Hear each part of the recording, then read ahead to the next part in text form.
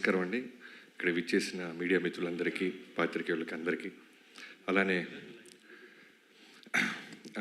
Stage మీద ఉన్న నందమూరి బాలకృష్ణ గారికి థ్యాంక్ యూ సో మచ్ బాబు. ఫస్ట్ వాల్తెర వీరే జరుగుతున్నప్పుడు వంశీ గారు నా దగ్గరికి వచ్చి డైరెక్ట్గా అడిగిన ఒకటి మాట, నీ సినిమా రిజల్ట్తో నాకు సంబంధం లేదు, నేను బాలయ్యబాబు గారితో సినిమా చేయాలి అని స్టార్ట్ చేశారు.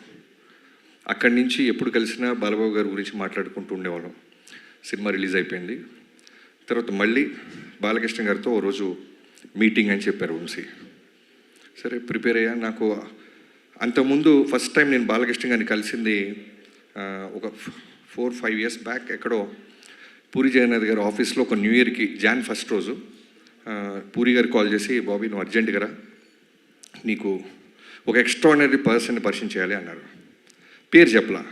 నేను చాలా ఉత్సాహంగా కార్ వేసుకొని వెళ్ళిపోయాను. న్యూ ఇయర్ రోజు పైకి వెళ్ళేసరికి సడన్గా ఒక వ్యక్తి చాలా సింపుల్గా కూర్చొని చాలా నార్మల్గా క్యాజువల్గా మాట్లాడుతూ అందరినీ నవ్విస్తున్నారు. అక్కడ చూస్తే బాలయ్యబాబు గారు. నాకు గుండెల్లో డంగ్ డంగ్ డంగ్ డంగ్ అని వెళ్ళి కూర్చున్నాను. చాలా కూల్గా మాట్లాడారు. ఆయన సెన్స్ ఆఫ్ హ్యూమర్ ఆ రోజు ఫస్ట్ టైం నేను చూసా. మనం చాలా వింటుంటాం బాలయ్యబాబు గారి కోపం, బాలయ్యబాబు గారు సీరియస్గా ఉంటారు, అది ఇదని. ఇవన్నీ అన్స్టాపుల్ బిఫోర్. తర్వాత అన్స్టాపుల్ స్టార్ట్ అయిన తర్వాత దానికి ముందుగా తేజు గారికి థ్యాంక్ యూ. బాలయ్యబాబు గారిని దగ్గరగా చూసిన వాళ్ళకే తెలుస్తుంది ఒరిజినల్ బాలయ్యబాబు గారు ఎంత కూల్గా, ఎంత సెన్సిబుల్గా ఉంటారు, ఎంత జాయ్ఫుల్గా ఉంటారు, ఎంత ఫ్రీడమ్ ఇస్తారు అనేది.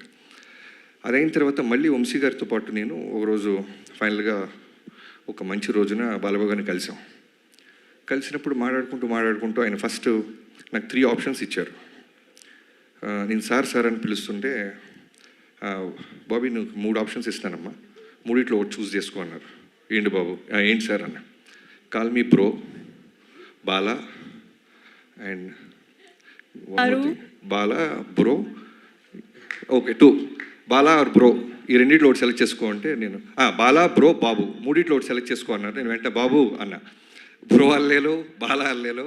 సో అక్కడి నుంచి స్టార్ట్ అయింది బాలబాబు గారితో. సో ఆ రోజు కథ గురించి తక్కువ మాట్లాడుకున్నాం. ఫస్ట్ ఏం చేశారంటే ఆయన నన్ను చాలా కూల్గా, నేను ఇలా ఉండబోతున్నాను త్రూఅవుట్ సినిమాకి అనేది అర్థమయ్యేలాగా నా ముందు ఆయన ఉన్నారు.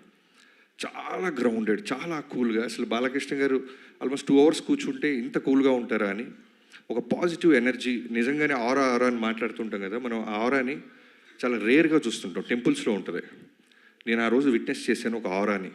ఆయన మాట్లాడుతుంటే, ఆయన ముందు కూర్చున్నప్పుడు తెలియకుండానే ఒక వైబు. మనలో ఏదైనా చిన్న భయాలు ఉంటాయి, అన్నీ పోతున్నాయి.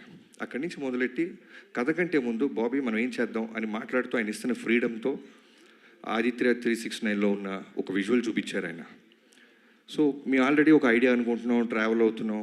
ఈ క్యారెక్టరు ఆయన ఎప్పుడు మాట్లాడేది ఏంటంటే, నా కోసం, నాన్నగారి తర్వాత నా కోసం వస్తున్న అభిమానుల కోసం నేను ఏదైనా కష్టపడతాను బాబీ. సో వాళ్ళు ఏం కోరుకుంటారు, సో వాళ్ళకి ఏదైనా ఇవ్వాలి అంటూ ఆ క్యారెక్టర్ గురించి చెప్పారు ఆయన.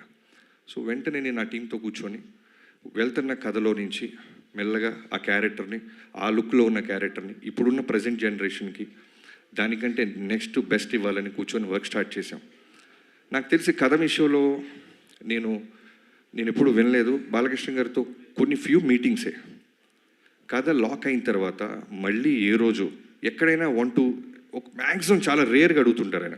అది కూడా ఎలా అడుగుతారంటే, బాబీ గారు ఇది ఓకేనమ్మా, ఇది ఓకే చూసుకో ఒకసారి, ఇది ఇలా కూడా చూడొచ్చా, ఇది ఇలా కూడా చెప్పచ్చా అంటే దాంట్లో ఏదో ఉన్నట్టు.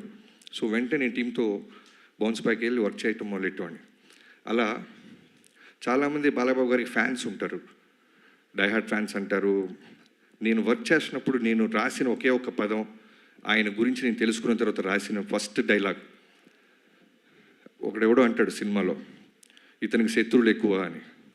దానికి బాలకృష్ణ గారి చేత ఒక మాట చెప్పించా, అరే ఓ సిఐ సాబ్ హమ్కో దుష్మన్ కమ్, జాన్ దేనే వాళ్ళ ఫ్యాన్స్ జాదా హై. సో అది నిజంగా బాలయ్యబాబు గారితో పనిచేస్తే ఫ్యాన్ అవటం కాదు, లవ్లో పడిపోయి అడ్మైరర్ అయిపోయి మనం ఫాలోవర్ అయిపోతాం. అంటే ఒక సినిమా రన్నింగ్లో ఉన్నప్పుడు నాకు ఏ రోజు కూడా మళ్ళీ ఈ హీరోతో ఇమీడియట్గా చేయాలి, మళ్ళీ కథ రెడీ చేయాలని ఏ రోజు అనిపించలే. ఫస్ట్ టైం నా కెరీర్లో మళ్ళీ బాలకృష్ణ గారితో మళ్ళీ దీనికంటే బెస్ట్ కథ చేయాలని ఆలోచనలు మొదలైనవి. అలాంటి బాలయ్యబాబు గారు ఆరా అది. ఎంత ఫ్రీడమ్ ఇస్తారంటే ఇవాళ రోజున డాకు మహారాజ్ గురించి అందరూ పొగుడుతున్నా, విజువల్స్ బాగున్నాయి, యాక్షన్ బాగుంది, అన్నీ బాగున్నాయి అంటున్నాను. దానికి కారణం ఆయన ఇచ్చిన ఫ్రీడమ్. ఎంత అట్మోస్ట్ రెస్పిస్తారంటే డైరెక్టర్గా, అది నాకు ఆనందం కన్నా విపరీతమైన బాధ్యతని, బరువుని పెంచేసింది. ఈయన ఇంత నమ్మేస్తున్నారు వాళ్ళని. అంటే లిటరల్గా చెప్తున్నాను, ఓ డైరెక్టర్ వెళ్తున్నప్పుడు ఆయన సిగరెట్ కూడా తాగరు. అంటే ఆయనకున్న స్టార్డమ్కి, ఆయనకున్న ఆరాకి, ఆయనకున్న ఫిల్మోగ్రఫీకి. నాకు 6వ సినిమా నేను దాక్కుని వెళ్ళాల్సి వచ్చేది. ఆయన నన్ను చూసి సిగరెట్ పడేస్తారు, వెంటనే లెగిసి మాట్లాడతారు, డైరెక్టర్ గారు వస్తున్నారు సైలెంట్గా ఉండండి అంటారు. ఇలాంటి ఒక సూపర్ స్టార్డమ్ ఉన్న హీరో ఎందుకు గాడ్ ఆఫ్ మాసెస్ అయ్యారు, ఇవన్నీ నేను దృష్టిలో పెట్టుకొని ఏదో ఒక విధంగా ఇంత ఫ్రీడమ్ ఇస్తున్నారే, ఇంత గాడ్ ఆఫ్ మాసెస్ హీరో నా చేతిలో ఉన్నారు కదా, మనం బెస్ట్ ఇవ్వాలి అని ఇప్పటిదాకా నేను గర్వంగా చెప్తున్నాను. ఇంకా వర్క్ చేస్తూనే ఉన్నాను, చేస్తాను కూడా. ఈ సినిమా జాన్ 12న ఒక టీం అందరం కలిసి, ఇది నా ఒక్కడి కృషి కాదు, హానెస్ట్గా చెప్తున్నాను, ఒక సైన్యంతో. ఇంకో డైలాగ్ కూడా ఉంటుంది, ఎవడో అంటాడు ఆయన వెనకాల ఒక ముఠా ఉంది అనేదో, అంటే ముఠా కాదు సైన్యం అంటారు. సో అలాంటి ఒక సైన్యం స్టార్ట్ చేస్తే డిఓపి విజయ్ కార్తిక్ కన్నన్ గారు. నేను జైలర్కి ముందే ఒకసారి ఎప్పుడో మాట్లాడాము, నేను వంశీ గారు. అంటే ఏమైపోయిందంటే వంశీ గారు తను కూడా అంతే, చాలా చాలా అంటే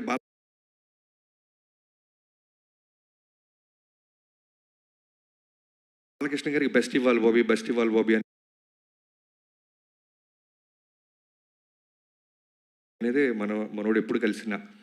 సో విజయ్ కార్తిక్ కన్నన్ గారి గురించి అడగంగానే వెంటనే టచ్లోకి వెళ్ళి ఆయన పిలిపించి కథ చెప్పడం జరిగింది. సో విజయ్ గారిని ప్రాజెక్ట్లో తీసుకురావడానికి ఫస్ట్ నేను థ్యాంక్స్ చెప్పాల్సింది వంశీ గారితో పాటు ఈక్వల్గా తేజు గారికి. సో నేను తేజు గారికి చెప్పి ఫిల్మోగ్రఫీ అంతా పంపించి, నేను వంశీ గారు ఇలా అనుకుంటున్నాం, ఒక కలర్ ప్యాలెట్ మారుద్దాం, నాన్నగారిని అందంగా చూపించాలి. నా స్వార్థం ఏంటంటే బాలకృష్ణ గారిని ది బెస్ట్ లుక్ ఇచ్చాడు బాబీ అనిపించాలి తేజు గారు అంటే. వెంటనే నాన్నగారితో మాట్లాడి విజయ్ గారి ఫిల్మోగ్రఫీ చూపించగానే ఇమీడియట్గానే యాక్సెప్ట్ చేశారు. సో జనరల్గా ఒక సినిమా అయిపోతుంటే మనం చాలా పనులు అయిపోయినట్టు ఉంటుంది, కానీ ఈ సినిమాకి చాలా ఎమోషన్గా ఉంది. ఒక బెస్ట్ డిఓపితో పనిచేశాను, ఒక బ్రదర్ అనాలా, తమ్ముడు అనాలా, అన్న అనాలా. అంటే ఒకసారి ఎప్పుడో నాకు ఎక్కడో ఒక సేయింగ్ విన్నా, ఒక సినిమా డెలివరీ చేయాలంటే 24 క్రాఫ్ట్స్ ఒక డైరెక్టర్కు ఉన్న విజన్ని వాళ్ళు కూడా అలానే చెడగొట్టకుండా ఇమాజిన్ చేయాలి. బెటర్ చేయకపోతే పర్వాలేదు కానీ చెడగొట్టకూడదు. సో విజయ్ గారితో మొదలెట్టి నేను కథ అనుకున్నది ప్రతిరోజు, అంటే షూటింగ్కి జనరల్గా వచ్చే డిఓపిస్ని చూస్తాం, కానీ రైటింగ్ కూడా వచ్చేవాడు విజయ్ గారు. నాతో పాటు కూర్చుండేవాళ్ళు, నాతో పాటు వాదించేవాళ్ళు, ఎన్నో మాట్లాడుకునేవాళ్ళం. చాలా గుడ్ సోల్. సో ఇప్పటిదాకా నా కెరీర్ లేని బెస్ట్ ఎందుకు వచ్చిందంటే, నా కథని ఫస్ట్ టైం ఆయన ఐస్తో చూశాడు. బాబీ గారు ఏంట్రా గొడవ పడుతున్నాడు, ఇదా వీడికి కావాల్సిందే అని. First day I still remember Balayya Babu గారి మీద ఒక షాట్ పెట్టాం మనం వెంకట్ మాస్టర్ నేతృత్వంలో. ఆ రోజు అనుకున్నా I took a biggest nice decision. Thank you so much bro, I love you so much. ఈ డాకు మహారాజ్ అనేది నీ కెరీర్స్ బెస్ట్, నా కెరీర్స్ బెస్ట్.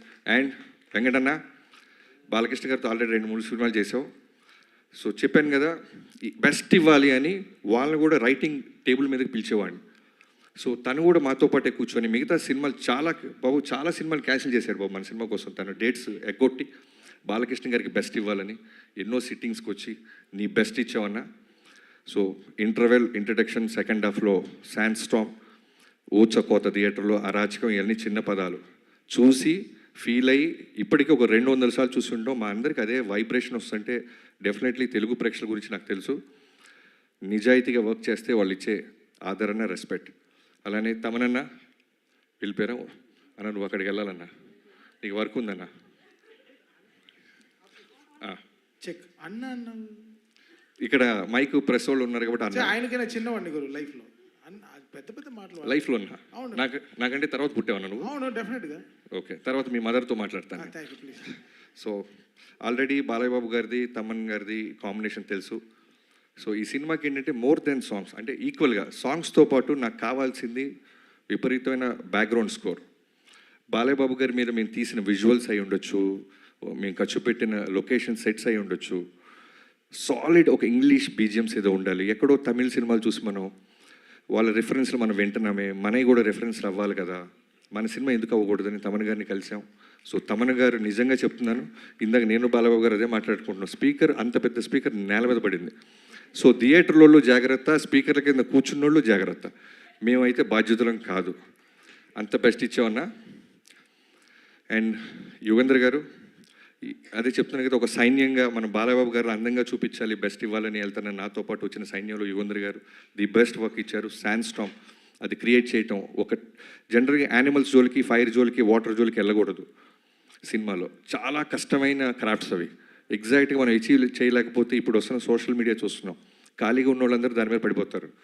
అలాంటిది యుగేంద్ర గారు ది బెస్ట్ ఇచ్చారు. యుగేంద్రజీ, నేను ఎందుకు ఇందాక మీరు మాట అన్నారు, బాబీ చాలా స్పేస్ ఇస్తున్నాడు కెమెరామ్యాన్కి, ఎడిటర్కి, మాస్టర్కి, మీకు అంటే అది నేను బాలబాబు గారి దగ్గర చూసా. ఆయన కథ నమ్మిన తర్వాత డైరెక్టర్కి వదిలేస్తారు. అంటే అలా వచ్చి కూర్చొని పొద్దున్నే 7 6 వచ్చి కూర్చొని ఎండైనా, వానైనా, వర్షమైనా, తుఫానైనా, ఏమైనా సరే, ఇందాక చాలా మంచి రిఫరెన్స్ చెప్పావు బ్రో, ఫైర్లో చేసాం, స్పార్క్స్ పడుతున్నా కళ్ళార్పరు, శాండ్ స్టామ్ విపరీతమైన చుట్టూ ప్రొఫైలర్స్ పెట్టి గుర్రం నుంచి బాలబాబు గారిని తీసుకొస్తుంటే కన్నార్పరు, వర్షం పడుతున్నా అలానే ఎంత ఇంటెన్స్గా ఉంటారంటే చేసి మళ్ళీ దగ్గరికి వచ్చి మీకు ఓకేనా. తర్వాత చాలా గుడ్ క్వాలిటీ ఏంటంటే బాలబాబు గారికి డ్రామాలు ఇష్టం ఉండవు, ఓవర్ యాక్ట్ చేయకూడదు ఎవడు. అది నేను 3-4 డేస్లో అర్థమైపోయింది. మనం వెళ్ళిపోయి బాబు బాబు అంటే అని నచ్చదు.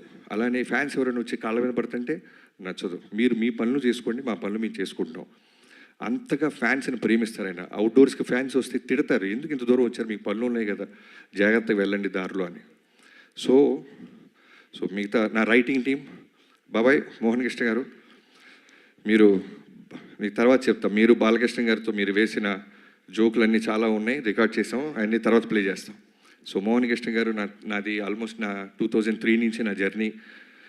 ఒక రక్త సంబంధం లేకపోయినా బాబాయ్ అని పిలవటం మొదలెట్టాను. నాతో పాటు నిరంతరం నాతో పాటే ఉంటాడు ఆయన. ఆయన కొడుకు ఎదుగుతుంటే ఎంత ఆనందపడతాడో నాలో ఆయన కొడుకుని చూసుకుంటాడు. అలానే చక్రి నా ఫ్రెండ్, నాతో పాటు త్రూ అవుట్ సినిమాలో ఉన్నాడు. ఫ్యామిలీకి నాలాగే దూరంగా ఉన్నాడు, ఎన్నో ఎఫర్ట్స్ పెట్టాడు. బాలబాబు గారికి బెస్ట్ ఇవ్వాలి, బాలబాబు గారు బెస్ట్ ఇవ్వాలి, మా బాబాకి బెస్ట్ ఆపర్చునిటీ వచ్చింది అని. And Vineet, thank you so much. Teasers, promos, posters అన్నీ ఎన్నో బాధ్యతలు తీసుకొని నువ్వు టిల్ డేట్ ఎక్స్ట్రాడినరీగా మనం రిలీజ్ చేస్తున్నావు. చాలా స్పీచ్ పెద్ద అయిపోతుంది గైస్, నిజం చెప్తున్నా, ఈ సినిమాకి చాలా ఫంక్షన్స్ ఉంటాయి. ఇవాళే చెప్తున్నాను, ఎవరైనా ఉంటే మార్క్ చేసుకోవచ్చు. వీడింత బిల్డప్ ఇచ్చాడు ఎక్కడన్నా ప్రమోషన్స్ అని. అనంతపూర్ మేము రాకపోవడానికి కారణం బాలయ్యబాబు గారు తిరుపతిలో జరిగిన ఇన్సిడెంట్కి ఇమీడియట్గా రియాక్ట్ అయ్యి, ఇలాంటి టైంలో మనం సెలబ్రేట్ చేసుకోవటం న్యాయం కాదు బాబీ, నా ఫ్యాన్స్ అర్థం చేసుకుంటారు, వాళ్ళు ఎంతో ఖర్చు పట్టారు, ఎంతో కష్టపడ్డారు. ఆల్మోస్ట్ 3-4 డేస్ నుంచి ఒక పండగగా వాళ్ళ దేవుడు వస్తున్నట్టు వాళ్ళందరూ రెడీ అయిన వాళ్ళు ఒక్క బాలయ్యబాబు గారు ఫోన్ కాల్తో ఎవరు నెగిటివ్ అవ్వలేదు, ఎవరు అప్సెట్ అవ్వలేదు, సినిమా కోసం ఆగారు. ఒక ఎమ్మెల్యేగా బాలయ్యబాబు గారి మనసు అది, ఒక క్యాన్సర్ హాస్పిటల్ అధినేతగా బాలయ్యబాబు గారి మనసు అది అని అర్థం చేసుకున్నారు. నేను ఎక్కడో ఇంటర్వ్యూలో కూడా చెప్పాను, బాలయ్యబాబు గారి ఫ్యాన్స్ బాలయ్యబాబు గారు లాగే ఉంటారు, చాలా వరకు స్ట్రైట్ ఫార్వర్డ్. నచ్చినా నచ్చపోయినా, లైక్ ఎగ్జాంపుల్ వంశీ, తనకు నచ్చిన ప్రమాదమే, నచ్చపోయిన ప్రమాదమే. నచ్చితే పెద్ద పెద్ద స్టేట్మెంట్ చేస్తాడు, భయవేస్తుంటుంది, నచ్చకపోయినా అలానే ఉంటుంది. వంశీ గారు ఎంత ఫ్రీడమ్ ఇస్తారంటే, మా 130 రోజులు షూటింగ్ జరిగితే నాకు తెలిసి హార్డ్లీ ఒక 5-6 టైమ్స్ వచ్చి ఉంటారండి. యావిడికి రమ్మంటే పర్లేదు గురువు మీరు చూసుకోండి అంటారు. సినిమా అంతా రెడీ అయిన తర్వాత రావటం మొదలెట్టాడు. అంత స్పేస్, అంత ఫ్రీడమ్ ఇచ్చేవాడు వంశీ గారు. Thank you so much. I hope మీ డ్రీమ్ 15 ఏళ్ళగా వెయిట్ చేస్తున్న మీ డ్రీమ్ని ఈ సినిమాతో మనం బెస్ట్ ఇస్తున్నాం.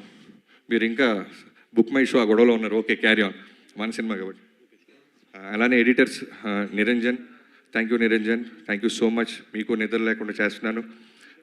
అలానే Reuben bro, thank you so much, నువ్వు ఈ సినిమాకి ఇచ్చిన బెటర్మెంట్ కట్ చాలా చాలా హెల్ప్ అయ్యింది. అంటే సినిమాని చాలా పై స్థాయికి తీసుకెళ్ళింది. అండ్ శేఖర్ మాస్టర్ గారు and Shankar master, thank you so much. And Avinash Kolla గారు, నేను ఫస్ట్ టైం అవినాష్ గారితో పనిచేస్తున్నాను, ఆర్ట్ డైరెక్టర్. అంటే చెప్పాను కదా, నేను జనరల్గా దేవుణ్ణి, ముహూర్తాన్ని నేను నమ్ముతాను, కానీ బాలబాబు గారిని చూసిన తర్వాత వాటి వైబ్రేషన్ నిజంగానే నాకు అర్థమైంది. ఏ ముహూర్తాన ఆయన కథ విన్నారో, ఏ ముహూర్తాన్ని ఆయన సినిమా పూజ ముహూర్తం పెట్టారో నాకు తెలియదు. ఆ రోజు నుంచి అన్నీ ఈ సినిమాకి పాజిటివ్ జరుగుతూనే ఉన్నాయి. అలానే అవినాష్ గారు one of the best art director. ఏ రోజు కూడా మాకు ఇది కాదు, ఇది అవ్వదు అని లేదు. జైపూర్, రాజస్థాన్, ఎక్కడికైనా వెళ్ళు. ఆ వరల్డ్లో అక్కడికి వస్తున్నారు, అక్కడ క్రియేట్ చేశారు. ఇక్కడికి వచ్చిన తర్వాత మాకు ఏదైనా బ్యాలెన్స్ ఉందంటే ఆ వరల్డ్ మొత్తం మాకు తీసుకొచ్చి పెట్టేవాళ్ళు. Thank you Avinash ji, thank you so much. మీలాంటి ఒక టెక్నీషియన్స్తో నాకు ఈ సినిమాలో దొరకటం నిజంగా ప్రౌడ్గా ఫీల్ అవుతున్నాను. Thank you so much. Stage మీద ఉన్న మిగతా హీరోయిన్స్ అందరికీ, ప్రజ్ఞ, థ్యాంక్ యూ సో మచ్ ప్రజ్ఞ. నువ్వు ఎప్పటి నుంచో మనం మాట్లాడుకుంటున్నాం, కానీ ఎప్పుడు కథలో నేను అనుకున్న క్యారెక్టర్కి తను ఎప్పుడు నేను అప్రోచ్ అవ్వలేకపోయాను. ఎగ్జాక్ట్గా ప్రజ్ఞకి నేను కాల్ చేసినప్పుడు నేను ఇప్పటికీ నాకు ఆ వైబ్రేషన్ వస్తే తను తిరుమల దేవస్థానానికి వెళ్ళి బయటికి రాగానే నేను కాల్ చేశానంట.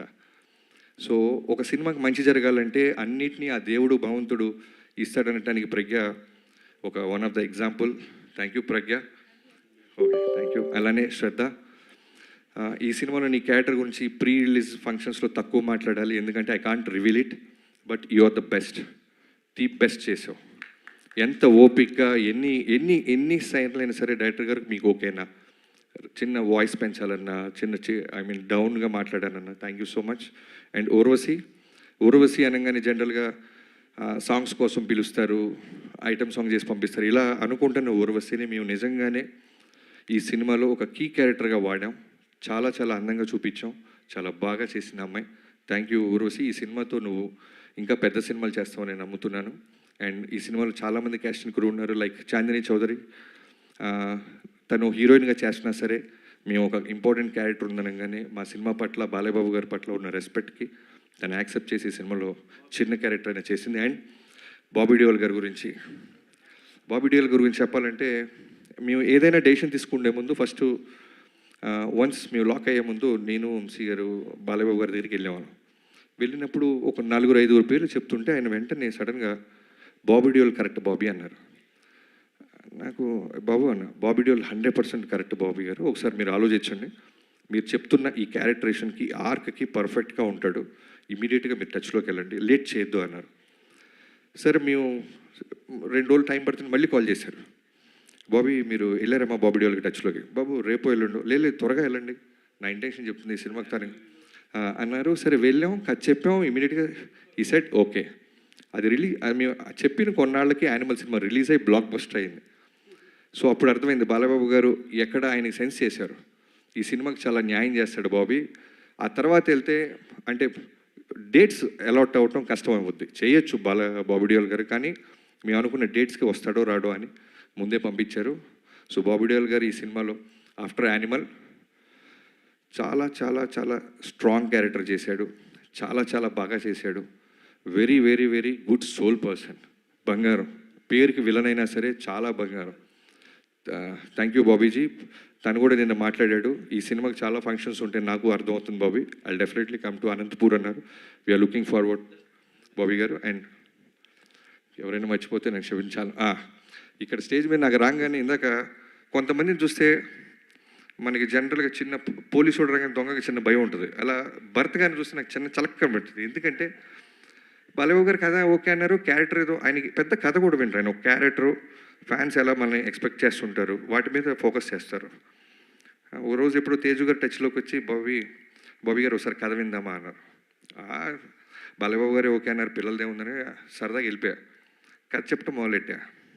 అంతా అయిన తర్వాత నవ్వారు, అన్నీ అయిపోయిన తర్వాత మెల్లగా పిన్ పాయింట్ స్టార్ట్ చేశాడు భర్త గారు.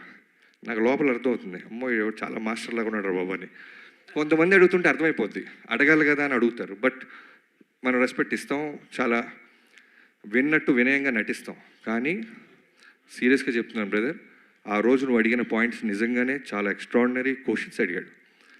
సో అవన్నీ నేను వచ్చి టీంతో, నాకున్న అలవాటు ఏంటంటే వెంటనే ఎవరు అడిగినా సరే నేను ఎందుకు అడుగుతున్నారు కామన్గా ఈ పాయింట్ అని వచ్చి టీంతో కూర్చొని నా టీంతో వర్క్ చేస్తాను. అలా వర్క్ చేసిన తర్వాత చాలా బెటర్మెంట్స్ జరిగినాయి. ఆ తర్వాత ఎప్పుడో తేజు గారికి నేను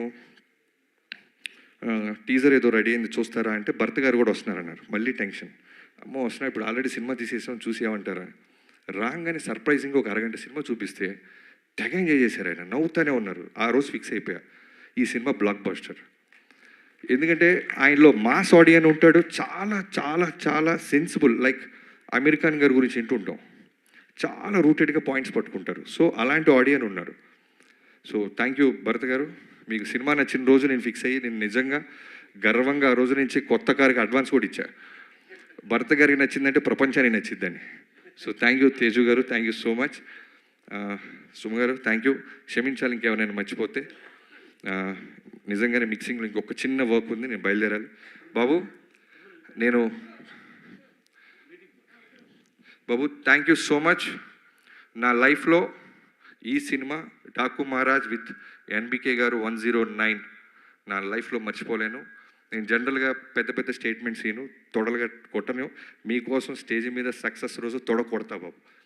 తొడ కొట్టే సినిమా తీసాం, మిమ్మల్ని అందంగా చూపించాం, మిమ్మల్ని ఎమోషనల్గా చూపించాం. బాలబాబు గారిలో ఎంత మంచి నటుడు ఉన్నారో మనకు తెలియంది కాదు. సో బాబీ సైడ్ నుంచి ఎక్కడో రవ్వంతా నేను నా సైడ్ నుంచి ఏదో తీసుకురావాలి. బాలబాబు గారితో అందమైన కాస్ట్యూమ్స్ వేయించాలి.